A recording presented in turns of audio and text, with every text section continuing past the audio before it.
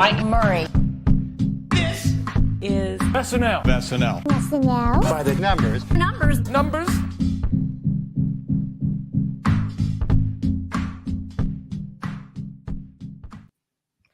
Season 49 has come to its conclusion. We're on to 50. There's the opening haiku for you. We are covering episode 968 of Saturday Night Live. This one was hosted by Jake Gyllenhaal, musical guest Sabrina Carpenter. I am your host, Mike Murray of the SNN, and this is SNL By The Numbers, the home of SNL stats. Where else are you going to get stats but here? We are a presentation of LateNighter.com. It's the season finale. We brought you stats in 46, 47, 48, 49. That's it. We're here now at the end of the finish line. Next week, I will tell you, I will plug next week's show. If you follow all year, next week we're going to do the totals for every cast member, deep dive on all the stats. So if the show in the past you haven't checked out, I strongly encourage you. It's going to be a marathon of a show, but you can find out anything you want to know about this season. And joining me for that show, of course, will be Jon Schneider. How you doing, buddy? I'm doing great, Mike. Mike, we did it. We made it to the finish line. It's been a long journey since October, the return of the show, going through the stats every single week. And congratulations on another successful season of By the Numbers. Thank you. It's a labor of love. So it's all for the beautiful people out there who love SNL and love stats and come here for them. And also with me for I think the third time this season, great guest Amanda Barkin, back from the Golden State. Thank you for having me. I realized that the first time I was on By the Numbers this year, I had no voice and I squeaked the entire time. And then the second time, I told you guys that I was dyslexic and couldn't handle numbers. So I'm pleased to be back for a third time. I don't know how it happened, but yes. I'm honored. So what are we going to hear from you today? I don't know. I'm feeling better about numbers and I have my full voice. So let's see. If that's why you're back. Anything. Yeah. Needed to make sure that you had a healthy, strong finish to the season. Yeah, I'm excited. That theme song is so good. The theme song to this segment is so good. So it hypes me up. That's why I keep coming back. Thank you very much. I had a great time making it. And when I listen to my own podcast to, judge myself harshly, I always listen to it on like 1.5 times speed. Feel like it takes the edge off of listening to your own voice, but I always got to bump the theme song at the beginning of it. Yeah. Agreed. I agree. It's a great one. And we're definitely going to be fixing up our other theme song too for season 50. So I'm looking fixing it up. Can we tease the people, John? Not yet. We're still working on it over the summer, but it'll be, it's, every now and then, every few seasons, like SNL needs like a new opening montage, like a little bit of an update to the theme. So the SNN for our season 5, season 50, I'm sure we're going to have some touch-ups done. John, I bet there's a subsection of our listeners, probably like 5 to 7%, who think that might be you singing it. I'll just say that. It's not me singing it. I know it's not you, but I bet there's people out there who are like, oh, I assume that's the guy who says, that's right. Like that's him singing the song. Not live, of course, but that's you. Yeah, I don't have that good of a singing voice, but yeah. I mean, otherwise, I would just do it live sometimes. Yeah, I've said before, I should wheel out the piano for this live show and we should just do it live. That's right. Do you always say that, or you say that is right? Yes, that is right. I throw that out for like some shows, but sometimes I always give a good yes. That is right. Like only comes out, I think, for like hot take shows or like when I really like it's been a big moment in SNL history. I throw a that is right in there. Never change it. Demi, you thought that was me singing the theme song? Really? I told you, there's people out there who just think, oh yeah, that's Jon Schneider. No, that's a guy named Will, and he's awesome. So tell me, Amanda, when you go into an SNL finale, excitement level, scale of 1 to 10, is it the highest of the season? Is it more exciting than a Christmas episode or a premiere? Where does it rank for you? No, I think it probably ranks third of those three. I think it's probably in chronological order, my excitement level of those 3 tentpole episodes. I don't know if maybe the cast, I know the cast is tired. I'm tired. I'm excited. I want it to be solid and I want it to be commemorative, but I personally don't look to the finale to be the most exciting episode. And we are fresh off a lot of exciting episodes. So I didn't want to put too much stock in it. And yeah, I want them all to rest, and I want them to bring it next year. So that's what I went into the episode thinking. Interesting. So premiere, Christmas, finale. What about you, John? I think Christmas is always the one that I think is like the show that we all look forward to. And I always say this around that time, right? Like it's like when every college student is home at their parents' house, like that's usually when the Christmas episode is around, like, or they're back, at their hometown, like seeing their friends, and they want to like get together and do something. So I just feel like the most eyeballs are always on the Christmas show. SNL like tries to pull out all the stops. I also feel like that's when like film and TV projects generally are not filming at that time. Like they'll take like the holidays off for a lot of people, so you can get like some major cameos in the building. So to me, like the Christmas show is like when everything like should come together. The premiere and the finale, to me, like bookending, sometimes they're fantastic. Like sometimes we have like historic premieres, historic finales that we feel like, okay, defining what the show looks like. And other times the cast and crew are just like pretty tired and like ready to, say goodbye, and sort of just we were looking for maybe an easier host to carry them through the episode. I kind of feel like this episode falls in that category. It's not that the episode wasn't good. It was very solid, but I felt like Jake was like somebody who been in the building, felt comfortable with this cast and crew, and was able to just guide and even elevate some sketches. Agreed. And it's funny that three of us have three different rankings. That I would put finales first, Christmas second, premiere third, as far as my excitement. I mean, I'm always excited for SNL to come back because it's been so long after the summer, but I'm always like more nervous than excited because I just don't know how it's going to be. I feel like they have rocky starts a lot, but by the finale, you kind of know, everyone knows what's going on. The writers should have meshed by then, and everything should be cooking with gas by that time. And it's like a celebration. A finale though, Mike? Do I have a favorite finale? Yeah. All time? That's a great question. Yeah, like one for you that you were like, okay, that's like if I had to recommend a finale, that's the finale that I like really fell in love with. I don't like to answer questions without having a good answer, so I'll have to get back to you on that. But one example might be the end of the 46 season, just the cold open of like the vets on stage, and it's like what I learned from this year, and they go through and everybody pops in, and Chris Rock came back. He had hosted the premiere, and it was the COVID year, and it was crazy, and it felt really good. I felt really warm and like just loving SNL because we made it to the finish line. Of course, that year was so hard to make it to the finish line, so it was really a sigh of relief. But just moments like that feel like it's a finale, those really get me. So, holiday sketches are great. Premieres are great for debuts of new cast members or new characters and things like that we haven't either seen in a long time, or like a JJ coming out as Biden for the very first sketch of his career. Those are exciting to look back on, but I don't know if I appreciate them as much in the moment as I do finales. But I thought Jake was great. And John, let's tell the people who had the most screen time in this episode. Let's do it. Final episode of screen time for season 49. And obviously leading the pack was Jake Gyllenhaal with 9 sketches and 26 minutes and 32 seconds. So we will dive into how that compares to some of the other hosts from season 49 a little bit later. But leading the cast for this week is the one, the only James Austin Johnson, who bookended this episode, 5 sketches, 10 minutes and 1 second of screen time. Just tops Sabrina Carpenter with 3 segments, so 2 musical performances and that pre-tape Scooby-Doo, 8 minutes and 23 seconds. Colin Jost, all on Weekend Update this week, 7 minutes and 52 seconds. Andrew Dismukes up next, 6 minutes and 58 seconds, another big week for Andrew. And an incredible season, honestly. We'll talk more about it. Kenan Thompson, 5 sketches, 6 minutes, 33. Michael Che comes in next, 6 minutes and 14 seconds. Mikey Day, 3 sketches, 5:42. Marcello Hernandez leading the feature players, 5 minutes, 26 seconds. Chloe Feynman, 5 segments, 4 minutes and 49 seconds. Heidi Gardner, 5 segments as well, 3 minutes and 41 seconds. Devin Walker is up next, 4 segments, 3:13. Bowen Yang, 4 segments, 2:46. Sarah Sherman also for 2:43.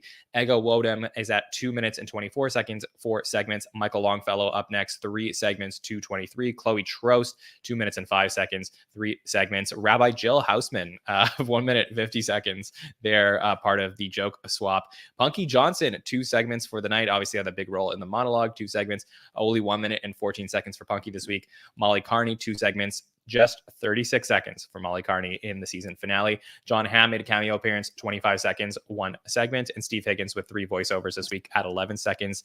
Much smaller than last week's chart, Mike. Oh, definitely. This one, a couple of my guests last week were saying, like Bill Kenny said, I actually thought of you, Mike, when that cold open happened, because how are you going to do all the screen time? And I was saying that it was actually pretty easy to do screen time for that because they were all just one by one. So doing the stopwatch and getting those accurate numbers is not very difficult when they're broken up like that. This one, I think, actually took me longer, even though it was less people, because like that Beautiful Boys sketch, that one took me like an hour because I had to make sure I did the entire sketch every single time for all the beautiful boys. Yes. Yeah, that totally makes sense. What took me the longest last week was getting all the mothers' names. That took a little bit to find, but yes, agree with you. So this is a really interesting finale chart that we have here. Mike, anything stood out to you, honestly? Well, first of all, I always love when we get to have a return host that we've covered. So Jake Gyllenhaal screen time in a few years ago in 47 was 22:16.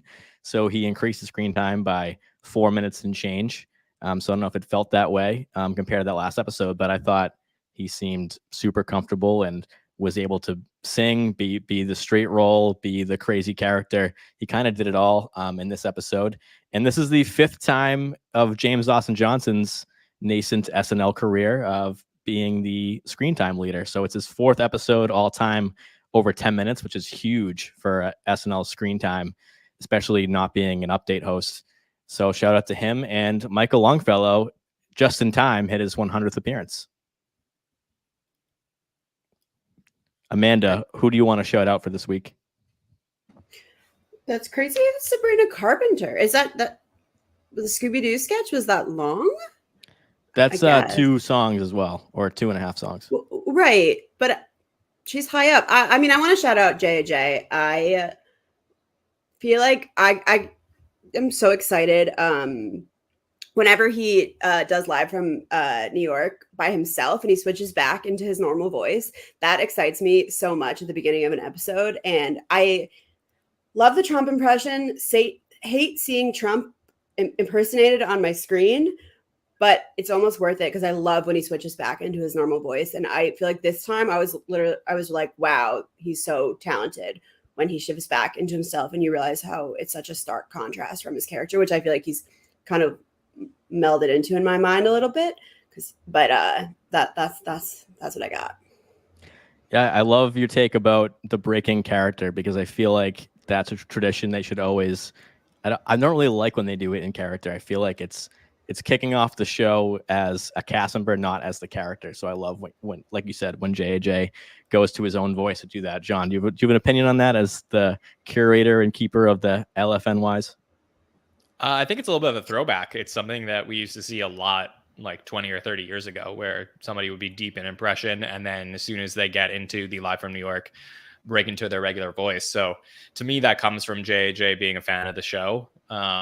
You know, that's the thing is like it's probably a good place to jump in and say that some listeners have asked me in the last couple months, like, oh, like, you know, I like Andrew and JJ, but I feel like you guys are always stumping for them on the podcast when there's some other cast members that you should be, you know, talking about a little bit more. I'm and sorry. like, you know, Stumping for them? Is that a Canadian word? It's like, do you know that, Mike? Like simping? I've heard that. I've heard stumping. What does stumping mean? Yeah. Like rooting them on. Okay. Yeah. Like I don't campaigning. know I think it comes I'm gonna from look it up. politics. Keep Like going. I just want to know. like a stump speech. Yeah. Like standing. Well, yes. Yeah. I wouldn't describe it as standing. I would say that like we're supporting them. And I think that like Scott in the chat said vouching. Yeah. So like I can only like call what I see with my eyes. Like I try and be real with all you guys. So like I just see like two performers here who clearly get the game of the show and are succeeding, and the show is like giving them the opportunity. So I'm gonna call it like I see it. And I do think that like the two of the underlying reasons why they are so successful on the show is they were like big fans of the show growing up, and not everybody on the cast was. Like some people are like, oh, I got Saturday Night Live. Like that's a big deal. But like if you're a fan of the show and you know how the game works and you really understand like previous eras and cast members, you have like such a leg up to be more successful on the show. So I do think that besides their natural talent and comedic ability, JJ and Dismukes are like really great prospects for the show and can continue on to like lead the cast for years because they just know how to play the game. And John, who would be your third if you had to answer the haters? If you're talking about them too much, who would be somebody that you haven't talked about enough that you would like to shout out? I mean, people used to say it was Mikey, but then I feel like we preseason 48, and then we gave him a lot of cred. Yeah, I don't know. I'm not really sure I have that answer. Like, I don't know how other people perceive my commentary on the cast members, nor do I'm not gonna say I don't care, but like, nor do I take it to heart too much because I still have like a job to do, which is, like I said, call it like I see it. So, yeah. Because for me, when we started podcasting, I was always talking about Ego Odom and Heidi Gardner and just stumping for them, so to speak. And now I just feel like they're stars, so I don't have to, if that makes sense. Yeah. I think we stumped Sarah Sherman pretty hard her first season. Is this the new? It's gonna be new podcast terminology. I feel weird saying it. What we shouldn't feel weird. It's a normal term, but Ellis says Chloe Feynman, and I'll let me stump for Chloe for a second and just say that I think Chloe got a lot of hate for a long time on the show, like from at least like a lot of the fans that just like didn't see her as a fit on the show. And I have to say that when we talk through individual cast members next week, we'll get to this a little bit, but I think Chloe may have had her best season on Saturday Night Live. I felt like they finally found a way to put her in roles that she was meant for. The statistics back it up that they clearly trust her more as part of this group. She was never going to be the star of the show, but sometimes you need a Chloe Feynman on the show to play roles where she's not the A role. And I think that she fits really well there. So I would say, to answer your question, Mike, maybe I don't show enough love for Chloe because it's more obvious to show love for people that are anchoring sketches. But I think Chloe did a really good job not anchoring sketches this year and being a solid, reliable player in them. And the other one that should be shouted out, and I think gets a lot of love online, is Marcello. So he had another week of over 5 minutes of screen time and was, part of the Keenan tandem of the only update feature. So I feel like that's a pretty coveted spot to get that last update feature. I would have loved to see Molly keep their piece in there, much like last season's finale. Or was it the one before that? No, it was Ana de Armas, right? Yeah. Yeah, it was Ana de Armas, like the pseudo finale that we got where they had that piece, like the Chris Farley-esque piece where they went up in the air. So Marcello had 8.5 minutes with Bad Bunny, 6:05 with Adam Driver, 8:25 with Shane Gillis, 5:41 with Rami Youssef, 5:55 with Dua Lipa, and now this week had 5:26 in the Jake episode. So that's somebody that I'm excited to talk about next week with the roundup of all the cast, because he's definitely having a killer year for a featured player. So what I'm interested about, sorry, I'll just jump in with Marcello for a second. And again, we can answer the question next week, but I'll at least ask it, is that like, if you were sometimes, and this is a great question for this show, which is like, if we were looking at this as if every SNL cast member was their own like sports team and they all had coaches, or maybe they were all like, let's talk about individual sport. Let's say they're all like tennis players, right? And they all have individual coaches. So you were coaching up each player and you were the coach of Marcello Hernandez. Are you like very happy with the trajectory that he's on right now? Is everything succeeding? Is he peaking too early? Is he peaking too late? Because for me, I think he's clearly being pushed as the star of the show. very talented, like future star of the show, very talented. Bilingual certainly helps with that department. I just saw that they pushed him at the upfronts with Telemundo. So like, I'm very interested to see from a business perspective how they're marketing Marcello, and also if the hit rate will continue to come through moving forward. He's maybe one of the most fascinating things to look forward to. I would say if I were Marcello's coach, I would say everything you're doing, keep doing it. And if he does peak too early, then hopefully he just sustains that. And when he does leave the show, he's set up for a good career. I think SNL was smart to bring on somebody that young, somebody who can speak 2 languages. I think he already had a little bit of a following, if not a lot of bit of a following on TikTok, and is just very likable to that younger demographic. And so that's probably the main reason he's being pushed forward, if not just for his talent alone, is because he can maybe reach out to that audience that they're desperately trying to get. Amanda, do you have any takes on Marcello before we move on? Am I a career coach or an SNL coach? Like, am I measuring success on SNL or his entire arc? I think you got to go career coach here, because I think you're like, basically, like I've always taken this this thing is like, you want your player to have the most successful SNL career that can then launch them into whatever they're going to do afterwards. Because like, it would be naive of us to think that anybody who comes onto the show isn't thinking about their futures and, you know, being in TV shows, movies, commercials, and all of that stuff. Right. I was just thinking this, I wonder if the average time that a cast member and a top cast member in terms of screen time stays on the show has changed at all. And I'm not going to give Mike more math homework, his new baby, but is that something that we have any sense of? Or Mike, I'm wondering if there's been a change in like the average time that like a star SNL cast member stays on the show, like within the different eras, in between the different eras. Like, what is like what is the sweet spot for how many years you want to stay on the show for if you're the career coach? That's a really deep question. Are you saying like when people peak, what's their kind of ceiling screen time, or like sustainability? Someone who stays on for 5+ years, if they get to like year 3 and then they keep it there, because he's a second year, so a featured player.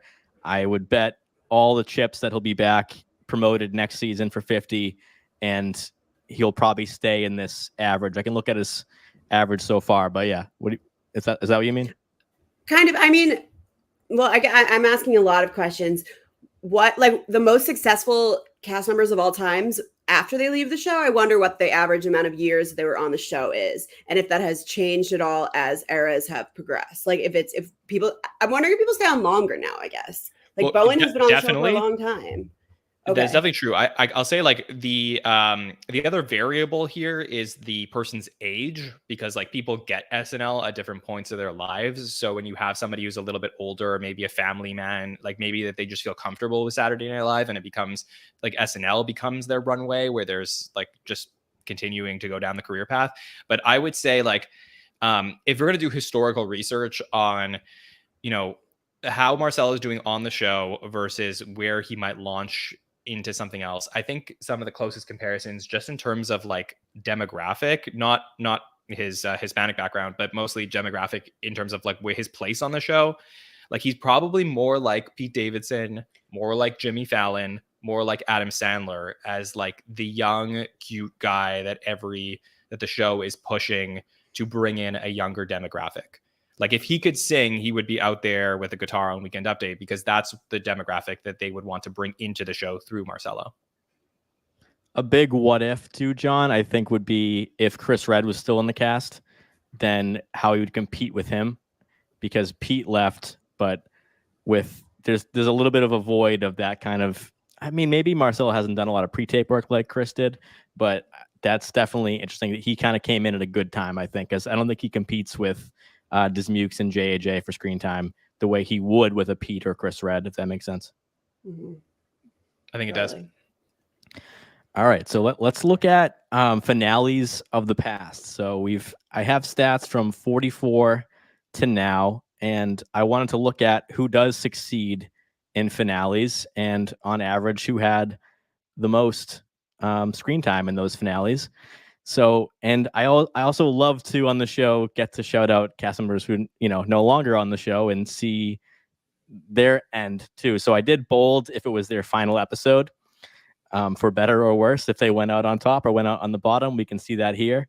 And I'll just read the top few and the bottom few. And John, give me some commentary if you want to shout out anybody. But Cecily Strong, on average, 9.5 minutes of screen time in a finale. So that goes to almost 15 minutes, 14:59 screen time with the Paul Rudd episode, which was the season 44 finale. Actually had more screen time than Paul Rudd, the host. And so it's with Kristen Wiig, which is the season 45 at home. It's still, everybody had the equal footing, so I included the stats. 9:20 with Anya Taylor-Joy. We thought that could have been her last season, but she did come back for the next season and the following season, but left after Christmas. 7:12 with Natasha Lyonne. So she's at the top, followed by Adie Bryant, who did completely go out on top in her final episode with 8 minutes 27. Had a huge night in her final episode. Of course, Colin Jost, joke swaps helped that for the finale. And Leslie Jones had a great send-off with 7 minutes 49 seconds. Kate McKinnon, on average, over 7 minutes in a finale. So we're seeing some of those vets at the top for sure. And at the bottom, always interesting, the more I go back in time, SNL stat-wise, to see when someone does not return, what their last episode was, because I'm interested in the future if that's like a good indicator. People want to predict who will not be back. So Aristotle Atari, his final episode, 20 seconds. Lauren Holt, her final episode in season 46 that Anya Taylor-Joy won, 25 seconds. Melissa Villasenor, who was in the cast for a while, only logged 28 seconds in her final episode. And Chris Redd, who I mentioned, was barely in, only that high school reunion pre-tape in that same finale, 16 seconds. John, what does this stat say to you to look at the end of people's season or potentially the end of their SNL career? Yeah, I think like as a producer of SNL, you'd want to rely on people that you're comfortable with, that are just going to carry you through this finale, or any finale. So I think like looking at Kenan Thompson's career for the last 6 seasons in terms of season finales, like all very solid numbers across the board. I think he's just naturally the cast member that is a Swiss Army knife, and they'll use him wherever they need him. So I could see why he has very consistent screen time in finales. I think Mikey is another fascinating trajectory here, where you're looking at his screen time in 44, 45, and 46 versus the major jump up in 47, 48, 49 as he took an elevation in his career. And I also think an interesting, question that I wonder is like, if we went back to last year's like Anna de Armas By The Numbers show, and we saw that Ego had 7:28 and Bowen had 7:12, and even Molly had 6:41 with that major spot on Update, I would think that we would feel like this is a great jumping off point into the following season. And I would say that, Bowen had an okay season statistically. He certainly had some highlights, but he wasn't the star of the show, maybe that we would have thought he would become a year ago. Ego, I mentioned, I think should be in that grouping of top players at the show with Heidi, Mikey, and maybe Bowen, but she's always in that second tier in terms of stats. And then Molly had like a dreadful year at the show. So, I don't know that last year's numbers were a good indication about what happened this year. Now, I hope that isn't consistent with what we're getting in this finale, where we had great jump ups in season finale screen time for Andrew and JAJ compared to their previous finale numbers. So those are all my takeaways. All great points. And I will, what John said about Mikey Day, he is one of the people on this chart right now, if you're watching with us, that has almost increase every year. So he had a peak with Natasha Lyonne over 7 minutes, but went from 2 minutes season 44, 2:41 season 45, 3:38 season 46, peaked in 47 on the finale out of these numbers, then kept that number almost 7 minutes in season 48, and then had a great night past week at 5:42. So that's that's a huge jump. And then look at JJ, who we've been talking about, who had 2 incredibly strong featured seasons, but really, really weak finales for some reason. And now he's the final sketch of the night. He opens and closes the night and logs over 10 minutes of screen time. So James Austin Johnson just got a huge, huge vote of confidence from the show, I think, going into season 50, and which I think should be, outside of update anchors, a top 5 guy in all facets of the show, and not just cold open impressions. So I would say we're going to talk about it next week, but going forward. But John, have to ask you, Molly, them having 36 seconds in the finale, is that a harbinger, or is that just more of the same of the season? I honestly don't know anything, so I just want to be very clear to like all of our listeners that I have no inside scoop on the future of Molly Kearney at the show. I've met Molly; they're really nice, and I am rooting for them always. I think that they're very talented and really funny. Like Molly's a very funny person. I just don't. I haven't seen evidence on screen that they are successful at the show, or at least the game of the show, where they're in, leading roles, that there's like highlights, maybe not once an episode, but at least once an episode cycle, or once every couple months that we can go back on. And, in comparison to other featured players who have not progressed on the show beyond a couple of years, I think that their statistics are a lot in line with them. So if I'm just going to be objective analyst for a second, I don't know that there is a path here that has been evidenced for Molly Kearney to continue on the show. But I don't know. It's a really tough conversation to have, because I want this to work. I just don't see it right now. Yeah, and there's 2 paths we're gonna find out about. One is that this stat will become a thing of having someone leave the show not on the best terms. It would make sense, and I mean that by saying statistically that they go out under a minute screen time, and then that's the last we see of that performer.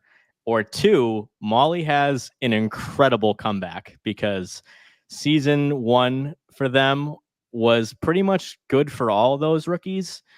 They were all pretty consistent. They used them all a lot. So that's, including Marcello, Devin, and Longfellow.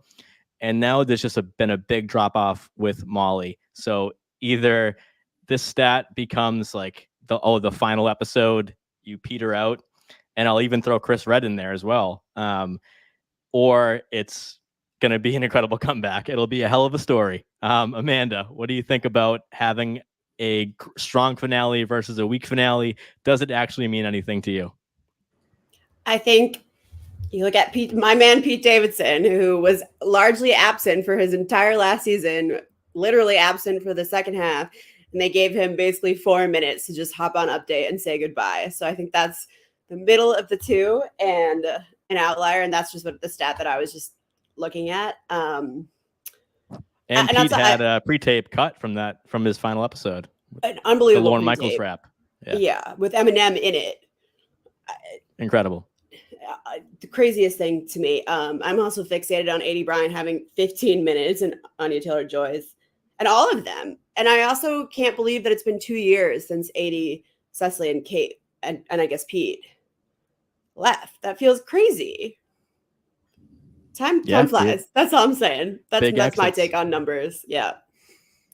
Yeah. Can I also just jump in where you said you made a point about Chris Redd, which I want to say is like, obviously Chris was intended to come back for season 48 and for many reasons that never materialized. But so, his finale screen time in Natasha Lyonne, I think, is just definitely like an outlier, because had he continued in season 48, I think he would have been like leading the pack in terms of numbers. So I wouldn't take that. I wouldn't take that as any indication of like statistical significance. I'll also just say one last thing about Molly before we move on, Mike, if that's okay, which is that sure. I was really grateful to get to talk to Aristotle, who naturally had a really rough time on season 47 on the show, And, part of the conversation was like, hey, like, if there's anything you don't want to talk about, don't have to get into it. But like, I just want you to get the chance to like tell your story. Like that was really what it was when he came on SNL Stories, because like we all think we know what's going on all the time, but sometimes like, we're not there for the nitty gritty of like sketch development, being casted in roles, working with writers and all that stuff. So he gave us like a really interesting insight to, how to fail that process. And like, I was really grateful to get that angle on things. And I just don't think we really know why things aren't successful for Molly if they, don't tell us. So my hope is that if Molly does not continue on the show for whatever reason, that they'll talk about their experience, because I know that some cast members are not the most comfortable with detailing it. But like, we want to know, like, did you just not connect with a writer? Did writers have trouble, casting roles for you in sketches? These are things that are like, these are the things to me that I think are the most interesting about Saturday Night Live, is just like, why didn't the process work for you versus other people? And I think it will help new cast members eventually come on the show to hear these stories and learn how to be successful from people who did it before them. So that's just my take on it. It's a great take. I find the short-lived SNL careers almost equally interesting from this perspective, as the, either side of the coin, because it's just unique to that person, but it's also unique as a viewer doing what we're doing with the stats. And I'll point one more out, which was Beck Bennett was a big surprise, at least for me, that he left after 46. Everyone came back after At Home. The cast got even bigger. We brought in Punky, Andrew, and Lauren. And then Beck Bennett was just kind of the surprise exit, but the numbers did indicate that it could be his last episode with 9 minutes, 38 seconds. And he did close the season with the Vin Diesel AMC Theater 10-1. So I'm always interested in looking at these things in hindsight. You can look at it with different set of glasses on and say, oh, maybe we should have seen that coming. If we were doing a weekly by the numbers, then maybe we would have brought that up. But it's in hindsight, looking back, Beck Bennett always strong numbers, but not that strong for almost 10 minutes. So that's like a Kate 80 Cecily number. So the fact that Beck Bennett went out like that, and Kyle Mooney, he had a 439 in his final, but his second to last episode was huge too, including, the send off to Baby Yoda. So Alex Moffat had Guy Who Just Bought a Boat. So there are like, I feel like if you're a beloved person in the room and they're going to give you your flowers at the end of it when you decide to bow out. Whereas if you don't want to remain on the show, or the show does not want to have you any longer, they might not give you that send off. So with Beck Bennett, that's a really interesting one to me. John, do you agree with that? Yeah, totally. I think like, if we really want to do a long time on that chart, you could start circling, okay, when were, beloved cast members saying goodbye? Like, what does their screen time typically look like? When was somebody who was, on the brink of being let go? Like, what is their screen? Like, you could basically categorize it into different types of screen time for a finale. So I guess like one day when we have a larger amount of data and we want to start going back into like, 15, 20 years of data and start looking at that stuff, we could find more patterns. And Cecily, since she did not exit on a finale, just to add some context, in Cecily's final episodes, so 5 out of her last 6, or I should say 4 of her last 5, over 12 minutes. So that was really coming, because 12 minutes, 19, 15, 10, 12:44, and then her final episode with the Austin Butler Christmas show, 14:01 was her screen time. So really easy to look at that in hindsight and think like, okay, that was very intentional. So let's look at this season's host, because as I've been teasing, next week it's going to be all cast going from 17-1 and looking at everyone's data. So I want to look at this year's host data and see with Amanda and John if they can see maybe hosts that they personally like this season, if there's any relation to their stat performance versus how good the show was or how good they were as a host. So I have here their screen time, their power ranking, and then how much cast was used in that show with the same 2 numbers, and then who was the stat leader and what their screen time was. So if you want to check this one out, please, go on YouTube and check out the full data.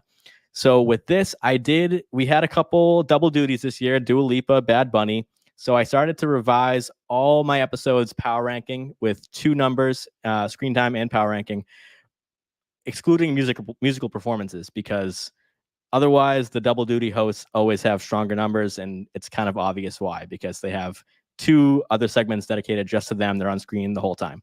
So this is a better way to look at Dua Lipa and Bad Bunny in context. And they're arranged by the total impact, so by the power ranking. So I'll look at the top and the bottom again, and then Amanda, I'll go to you. And if you could give me a couple of your favorite hosts, and then we'll see where they fall in this chart. So number 1, who I think might be people's number 1 host of the year for a big majority of the fan base, is Ryan Gosling. So stat-wise, he had the biggest impact on his episode, which is even more impressive because he did not do stand-up in his monologue and log a lot of screen time. So he ended up with a 361 power ranking and over 25, almost 26 minutes of screen time. Pete Davidson, Shane Gillis, and Rami Youssef are right behind him, who did have stand-up monologues. So they're all in the high 300s, followed by Kate and then Jake. Josh Brolin, Chalamet, Bargatze, Bad Bunny, they're all over 300 in power ranking, and they're all about over 21 minutes. The average screen time for a host this year without musical performances, so that means whether they were performing or introducing them, did not count that screen time, was at 22 minutes and 1 second. That's the average for the year. The bottom of this chart would be Momoa at the bottom with 220. He had 17 minutes of screen time and 40 seconds. Elordi, Dua Lipa, and Maya Rudolph is a surprise for her lower impact. But if you remember, we had all the moms there. That show was jam-packed, so that did affect her impact of that episode for sure. Amanda, what do you think about the stats here, and who did you really like this season as a host? Not necessarily the episode, but the host performance. I mean, I was thrilled to have Pete, obviously, since he was supposed to host last year, and I'm a big fan. And I'm surprised that he's so high up, which I'm going to blame on my lack of understanding of numbers. I can answer that. He did have a solo cold open. So it was, really, bad stuff going on in the world. He had some pretty poignant words. It wasn't a comedic cold open. So the cast did not get to play politics in the cold open. He got the solo live from New York, did the montage, came out and did stand up. So right away, more impact because there was less people involved, and he logged a lot of screen time with the stand up than he had, I'm Just Pete and a lot of A roles in that episode. It's just I'm shocked. I'm shocked that like Chalamet is not higher, Adam Driver and Emma Stone aren't higher. It's really interesting the way it breaks down, like who in my mind is impactful on a, I guess, subjective level. Yeah, well, that's the beauty of the show is objective or subjective. So I will throw out some of the total cast relationship there. So sometimes a not so great host can play second fiddle to a breakout sketch for one of the cast members. Amanda mentioned Chalamet, so that's one that I feel like he works well with the cast. And we got a Chloe Trost breakout sketch. We got a PDD that episode. So Chalamet is middle of the pack for his impact as a host, but had pretty high number for the cast performance. And the best cast performances stat-wise were Shane Gillis was number 2. Momoa was number 1. So see the correlation there. Momoa is the lowest stat host, the highest cast stat host.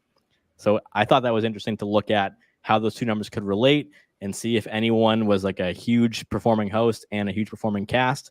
But you see a color code of them. We see some reds up top. That's not a surprise. But Shane Gillis, that's the interesting one to me. And Gyllenhaal, the cast really got to play with those hosts who were in a lot of stuff. John, love to hear from you on this. Yeah, I think 2 things stood out to me right away, which was Elordi and Momoa are my 2 least favorite episodes of the season. I think they were 2 episodes that really didn't come together, especially Elordi. So to see their, use compared to some of the other hosts, that tracks, right? Dua Lipa as well, who I think is probably going to look back. It's a little recent, but I'd say probably bottom 5 episode of the season. is probably consensus on that one, and totally not used, even though she was performing on the show musically. So, all that stuff tracks to me. And what I think is fascinating also is that my two favorite, or what I think are the two best episodes of the season, are Nate Bargatze and Kristen Wiig. And they're the two with the least amount of total cast power ranking. So isn't that interesting? That is so interesting. Honestly, John, I didn't even notice that until you brought it up. Those are also my two favorite episodes of season 49. And yeah, that is a little crazy. Kristen makes a little bit more sense because of the cameos, where Bargatze, we had Walken and we had Dave Grohl come in a couple times, but that is fascinating that that's a low cast number. So also Kate McKinnon would be third lowest. So that's interesting as well. And for me, like, I think Kate is another top 5 episode of the season. So there is definitely a correlation there for whatever reason. We're going to talk on the roundtable next week about the best episodes of the season. So, but there might be something there to, like, using a cast overall versus how people perceive the episode. Yeah, and one of my favorite jobs as the host of By the Numbers is just throwing out hypotheses out there to the ether, to the listeners, and just trying to figure out via stats to answer, the world's questions about SNL. And we've had a lot of fun answering some of them, and some of them will remain unanswered until we get more context, more data. But it's just to ask the average SNL fan, a question we ask all the time is, do you love the episode because you love the host? Do you love the episode because the host impressed you and they were great in the episode, even if you didn't know who they were previous? Or do you love the episode because of the cast? So you could have a host that didn't do much, but as I mentioned earlier, with breakout sketches for some people, that could really stick with you. So I don't know if there is a Goldilocks zone, but the Shane Gillis one for me is interesting because of the high cast number with the high host number. And then Jake Gyllenhaal, Adam Driver, Ayo Edebiri, and Momoa were the other ones that had really high cast participation. And the way that number gets high is if there's somebody playing the A role or people playing the A roles other than the host. So if you have a host like Ayo, or I think maybe Momoa, Momoa was left out of the PDD pre-tape, so that hurt his score. But if they're playing the B role, that means someone else is playing the A role, whether it be Bowen, Heidi, Mikey, someone like that. So that will affect that number. So interesting that, again, the high ones, Gillis, Gyllenhaal, Driver, Ayo Edebiri, Elordi, and Momoa. So we're listing some episodes of some highs and lows where, as John pointed out, Bargatze and Wiig with the lowest two numbers from the cast. Any final thoughts, Amanda, before we look at the final power rankings? The two episodes with the lowest host power ranking are Bowen's best episodes. I just thought that was interesting that if the host is less impactful, he has more time to shine. But then I feel like it's worse to have those be your episodes where your power ranking is highest, because I think people will remember those episodes less. So glad you brought that up. I almost left this slide without mentioning that column. This is why Amanda's back for a third time in this season. Yeah, that's such a good point. Is Bowen Yang had great screen time. He was the highest in the cast for that stat in the two lowest host impact episodes, which were episode 9, Elordi, episode 5, Momoa. Bowen Yang was screen time leader. He was also screen time leader in the Emma Stone episode, Middle of the Pack. So just since this is a very unique stat that we don't do often, I'll just tell you who led the cast in each episode. I'll try to go in order, but they're ranked, they're arranged differently. So Pete Davidson had Keenan. We had Bad Bunny, Mikey Day. Yeah, thank you, John. Nate Bargatze, Mikey Day again. Episode 4, Chalamet, Heidi Gardner led the cast. Episode 5, Momoa, Bowen led the cast. 6, Emma Stone's episode, Bowen again. 7, Adam Driver's episode was Heidi Gardner. Kate McKinnon's episode was Michael Che. Episode 9, Elordi, Bowen Yang. Dakota Johnson was Heidi Gardner. Ayo Edebiri, Kenan Thompson. Shane Gillis, Marcello Hernandez. Episode 13, Sydney Sweeney was Heidi Gardner. Josh Brolin, Sarah Sherman, her one of the year, but she led the cast. Episode 15, Rami Youssef was J.A.J. Episode 16, Kristen Wiggs was Colin Jost. Episode 17, Ryan Gosling was Michael Che. Episode 18, Dua Lipa was Colin Jost. We had that run of update anchors leading the cast and screen time. Maya Rudolph was Mikey Day. And then finally, Jake Gyllenhaal, as we mentioned, was James Austin Johnson. So I would love to see out there to the listeners, if there was a host that you loved and your favorite cast member led the cast, that would be really interesting to me. So give me a shout out if that was the case. Mike, can I also just say before we go to the next segment that I think it's really interesting when you look at a stat like this and you're trying to determine like what really makes a great episode.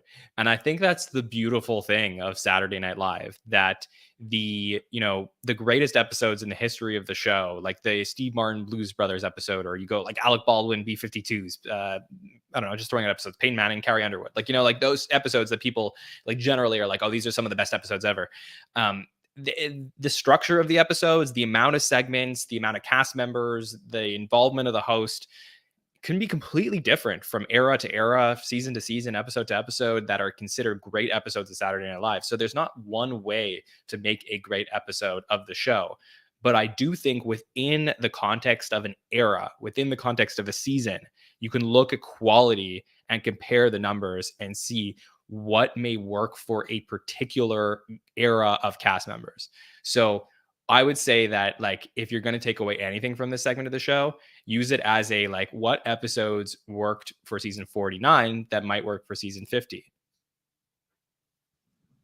Definitely. I think it's also, I don't want to say it's unfair, but it's a interesting point to look at who scores really high on an episode that the fan base maybe didn't like, because it's kind of like when your football team is losing by having a terrible game, and then there's garbage time, the other team or even your own team is losing badly in the fourth quarter starts putting up a bunch of numbers.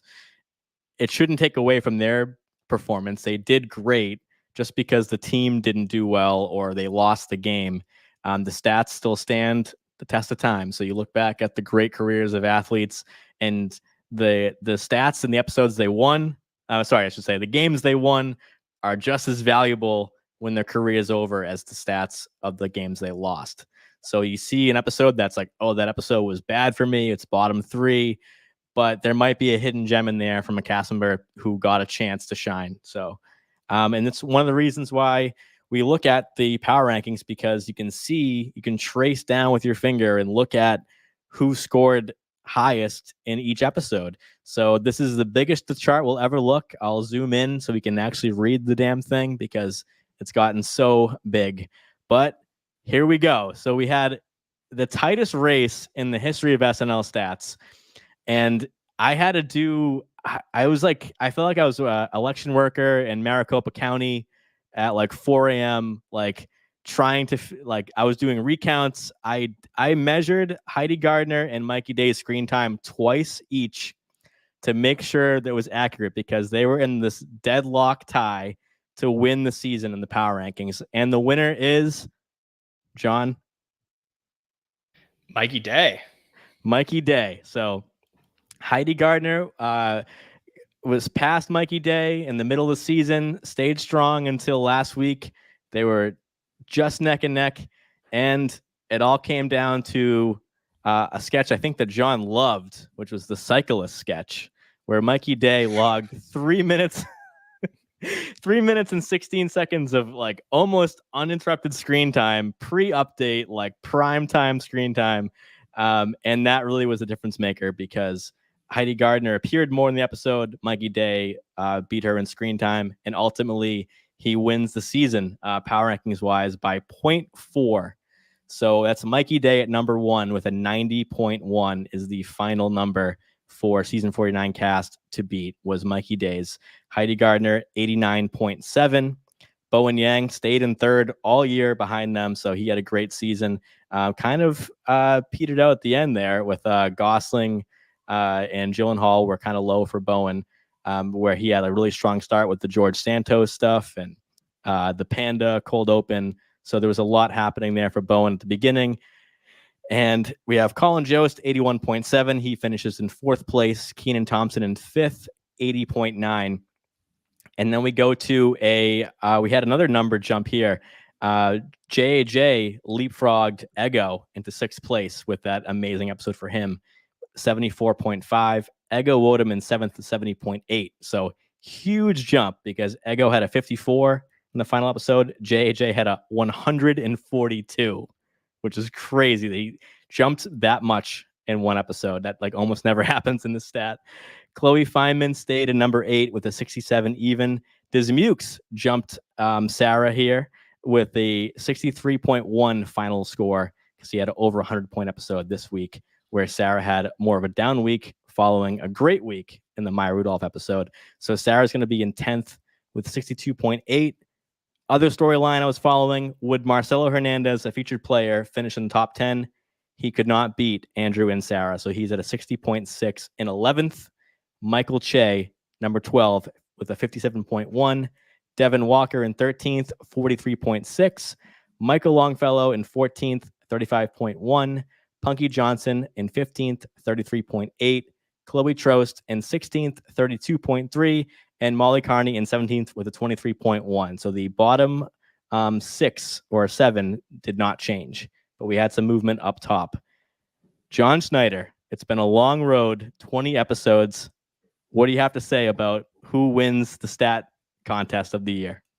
Yes. Well, I just want to remind people who maybe came in for the second half of the season that, this is a stat that Mike puts together featuring a lot of variables, including screen time and appearances and, how they did overall. So it is really the perfect stat as far as we can come up with one to rank somebody's season overall from a statistical perspective. And, Mikey edging out Heidi by 0.4.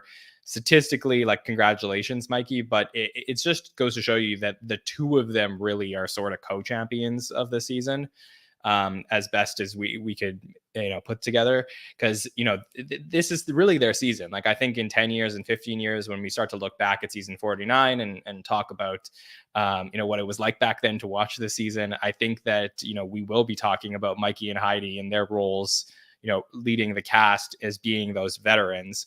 And I think that there's clearly a lot of impactful moments from people like Bowen and Ego and Chloe.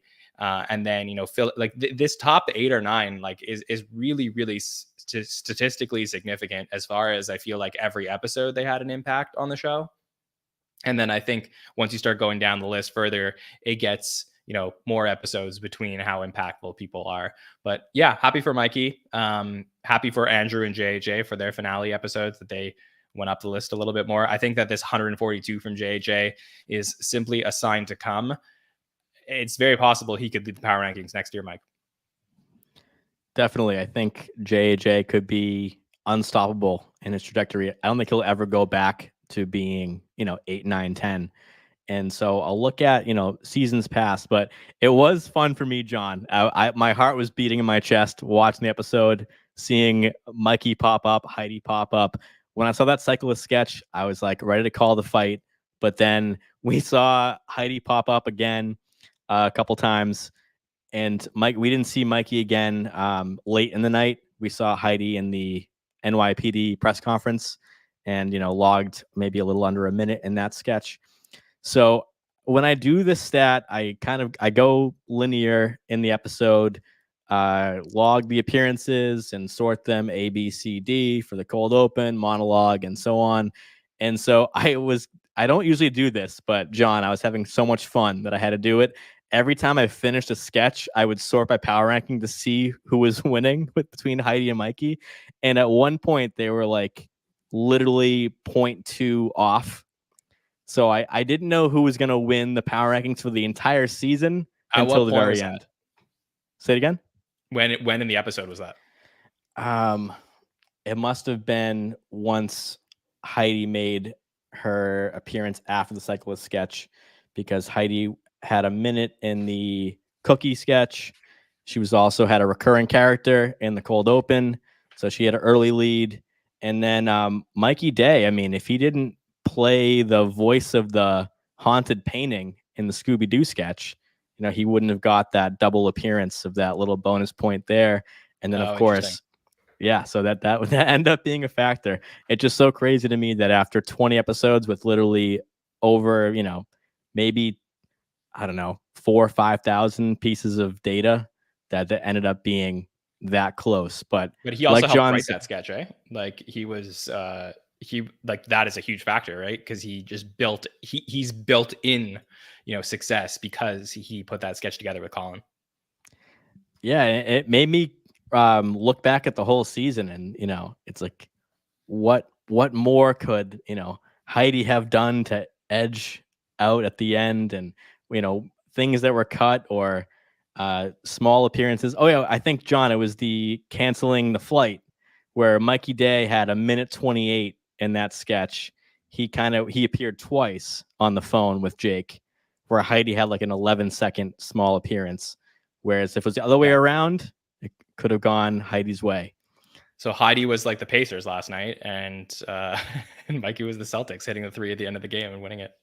Yeah, exactly. And if let's say the cyclist sketch was cut after dress, Heidi wins the season. So it's just that close. And we did all these seasons where it was like Kate McKinnon, Keenan. So this year, to have Keenan not in the running and have it be a 3-way fight between Mikey, Heidi, and Bowen was just more fun for me anyway.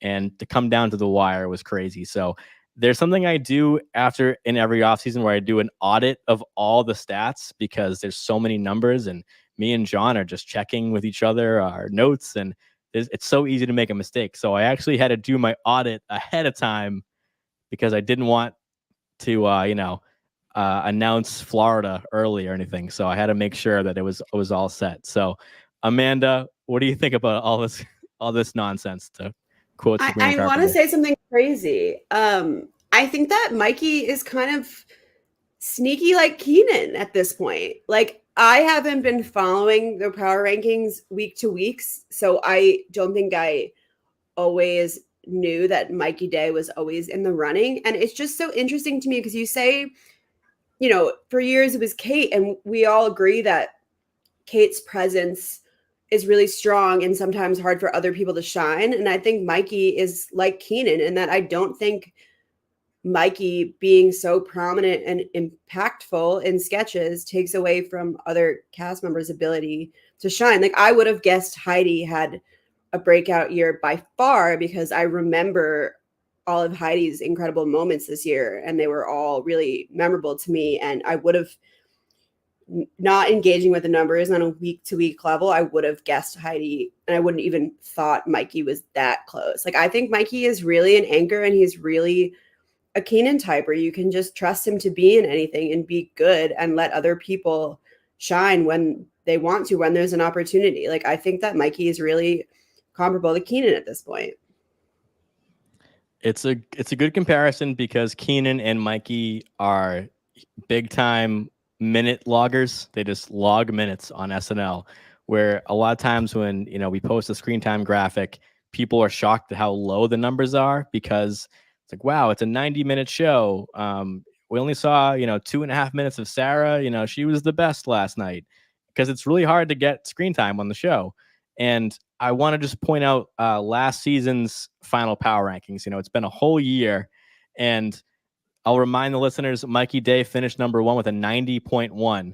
But let's look at last year's real quick. So it finished with Keenan number 1 at a 106. So he would have beat Mikey Day's season by 16 points on average last year, which is huge. I mean, John, we were talking about how Keenan is like a stat god last year at this time. And so that was his finishing number, was a 106, followed by Bowen at a 96, Cecily at a 95, and Heidi at a 93. So Heidi Gardner's number from last year would have beat Mikey this year. So there's a lot more parity in the cast with the distribution of the stats. John, you have a good point to say, I can tell. Yeah, I mean, but also, how about Keenan? I mean, you said 106. That's was that correct? 106 for Keenan last year? Yeah, that's like that's 26 points higher than what he did this year, or 25 points higher. I mean, like, that drop off from year to year for Keenan is nuts. I mean, that's probably more of like a indication about like his usage. versus some of the others. Because again, like this stat here is a lot of quantity, right? Like we're looking at like, yes, role here is important, but it's like how many large roles and for what amount of time did they impact the show this season? From an eye test perspective and a quality and hit rate perspective, I start to look at like between these top performers who were on the show a lot, how often were they successful? And I think if you just replay season 49 and you either pull Heidi or Mikey out of the timeline, like they never existed in this season, I think pulling Heidi out of the timeline would be worse for this season than Mikey. Like I think she had more of an impact on season 49 overall, but I know that the numbers don't show that, even though it's very like marginal between them. But I just think like her overall impact cannot be like overstated. Like she filled a very important role on the show this season. You could argue, John, that Heidi had the biggest load to carry as at her number, because we talked about a lot at the beginning of the year and even more last year about those women that left the cast, Cecily, Adie, and Kate. And, you know, who's going to step up? Is it going to be Chloe? Is it going to be Ego? Is it going to be Heidi?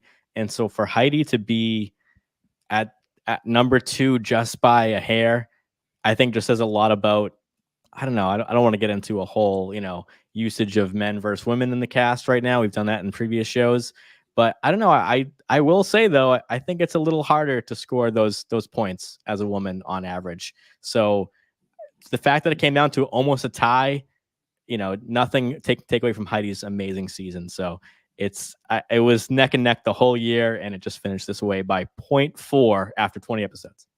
I'll also say that Mikey, like we did our top 50 cast members of all time countdown in the fall.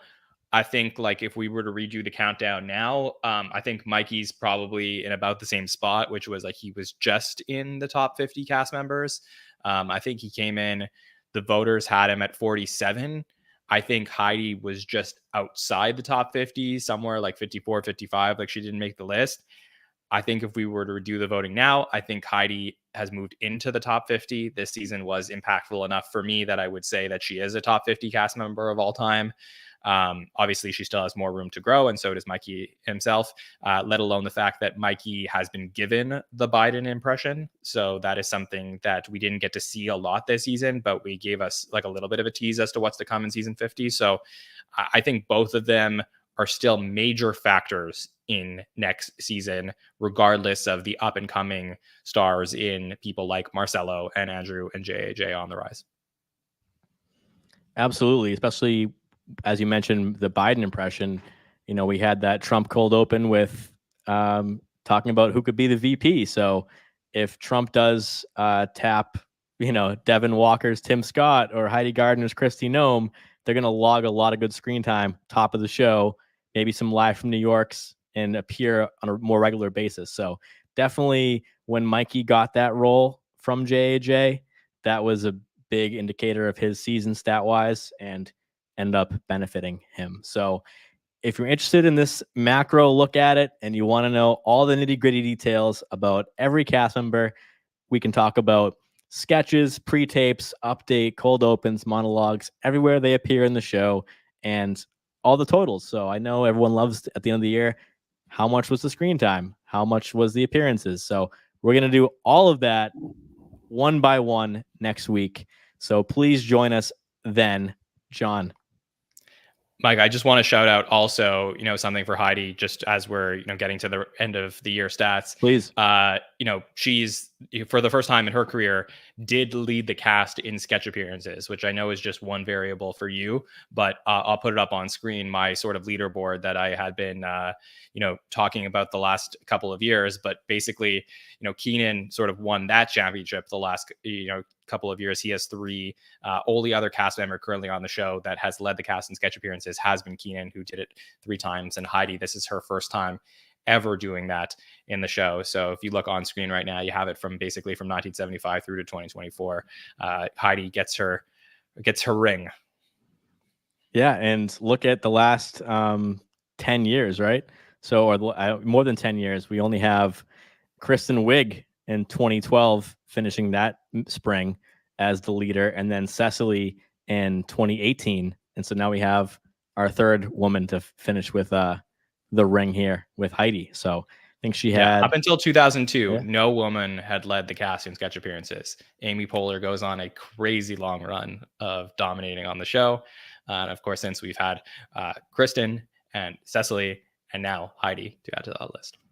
absolutely wild. There's no Kate on this graphic. I was just thinking that's crazy. Or 80, I would think maybe. Yeah, no, that's, I mean, I guess, a lot of seasons where Kate McKinnon could have led the cast and sketch appearances. It was Beck Bennett or Keenan. And they, that's the thing is like, look, sometimes the greatest cast members ever have more impact in less appearances. And that's what we'll take away from the show. So again, quantity doesn't always equal success. However, it is, again, more people seeing them on the show, more potential for agents and, publicists and, producers of projects outside the show to get to see them on screen. So all these things are impactful regardless of whether you want to be successful on the show or off the show.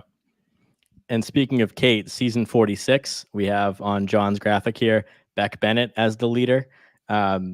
Screen time wise, Kate McKinnon had over 2 hours. So 2 hours, 21 minutes, 9 seconds, led the cast in screen time. So, appearances, we don't discriminate. Could be voice work, could be cold open, could be anything. So Beck wins that stat on the screen here. Kate McKinnon over 2 hours and 21 minutes. Second place was Beck Bennett, 1 hour 53. So 28 minutes of screen time more than Beck Bennett, but less appearances. So that's why we use these two stats together. It kind of, works out that way because they're both fascinating in their own right. Who appears the most? Who do you see the most total via screen time? So yeah, thanks for that, John. I'm glad Heidi can add a name to the the Stanley Cup of SNL with that one because well deserved. Exciting. So Amanda, thank you for joining us. I think third time's a charm. I think this might have been your best appearance. You were spotting those mailboxes left and right. I was counting. I did some counting. No, I didn't do any counting, but I looked at the numbers and I understood them and I learned a little bit more about your process, even though I've heard you explain it many times. It's still really hard to understand because it's really complicated and impressive and you're unbelievable. So thank you for all your hard work and your contribution on behalf of the community. I thank you. Thank you so much. That means a ton to me. It is insanely complicated. That's why I have to do these checks all the time because it's so easy to make a mistake. And I'm nothing if I don't have my stat integrity. So even if I'm rooting for somebody, if they don't get to that, plateau, it's the numbers can never lie. So it's nothing more important to me in my SNL legacy than when I leave this plane that the stats live on. So appreciate that. I'm going to keep it up. So can't wait to see you again next season, Amanda. Anything you want to tell the people before we say goodnight? No. Next year, I'll think of something to say when either of you ask me, but nothing. Got to give you the chance if you have anything to plug. Nope. Over to John. I know you do. Tell the people about what to expect in the summer and next week's show. You'll be with me again. Yes, we will. I look forward to that. So coming up tomorrow for the patrons, we'll have our final SNL exclusive sketch breakdown. So if you want to get access to those shows, we have a backlog of extra podcasts from the entire season over at patreon.com/the SNL network. If you register, you'll also be able to sign up for the upcoming postseason feedback show. And then our summer series where we're going to be counting down the top 50 SNL hosts of all time. For next week's shows, we have our postseason roundtable, which is sort of a award show. We're going to talk through the best moments of the season, best sketches, hosts, episodes, different basically any category you can think of. We're going to go through it on the postseason roundtable. I'll be there with Rich Hackenberg, Amanda Mitchell, and TJ Randolph. It's going to be a lot of fun. So look forward to that. We're going to definitely put up some stuff on social media later this week to ask you for your favorite different things in different categories to get your impact into the show. I'm also going to put out a poll on social media over the next couple of days asking you to rank the episodes from 1 to 20. if you get a chance to fill out that poll, definitely do it. I'll put that up on our Twitter page or X page, because I'm very curious. I'm going to ask some of our podcasters to fill that out as well, just so we have like episode rankings, some, backlog some data on that as well, and we can use that for the roundtable. So that'll go up. Following week, we're going to have a postseason feedback show, and then we're going to premiere our Everything You Need to Know series, which I explained earlier this week. So a video essay series that'll go up every single week, recapping every season of Saturday Night Live to help you prepare for the 50th season of the show. So there's going to be a lot of fun content over here. We'll have our countdown, and then maybe even a cast member interview coming up over the next couple of weeks. So just teasing that. Somebody we talked about a lot tonight, I'm expected to speak to in the next couple of weeks. So looking forward to sharing that all with you when it comes out. Who could it be? Who could it be? You'll have to tune in to find out. All right. So this was, what a blast. I'll have a good, maybe I'll have a good speech ready for the end of next week's, but it's been a blast. Everyone who's been on the show this year, the commenters in the live chat, people who hit me up online, who are interested in this kind of stuff, it's a blast. So thank you for 20 episodes, or 21, including the mid-season show. So we have one more left, and then it's on to season 50. So once again, we are a presentation of LateNighter.com. We will see you next time. So on behalf of myself, Mike Murray, Jon Schneider, Amanda Barkin, and the entire Saturday Night Network, thank you and good night.